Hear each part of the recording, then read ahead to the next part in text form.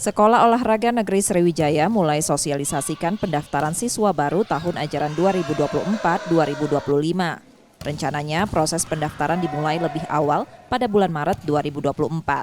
Ada 15 cabur yang dibuka untuk siswa reguler dan 5 cabur untuk siswa disabilitas. Berbeda dari tahun sebelumnya, tahun ini SONS tidak melakukan pembatasan kuota siswa yang mendaftar. Kuota siswa yang akan diterima menyesuaikan kebutuhan cabur. Jadi tahun ini kita coba mereka mendaftar dan kami juga tidak menetapkan kuota. Silakan mendaftar sebanyak mungkin. Nah, tapi menyesuaikan. Untuk persyaratan, calon siswa merupakan lulusan sekolah dasar atau sekolah menengah pertama dan warga Sumatera Selatan. Tingkat SMP umur siswa minimal 13 tahun dan SMA maksimal 17 tahun, serta memiliki potensi olahraga dibuktikan dengan sertifikat atau piagam.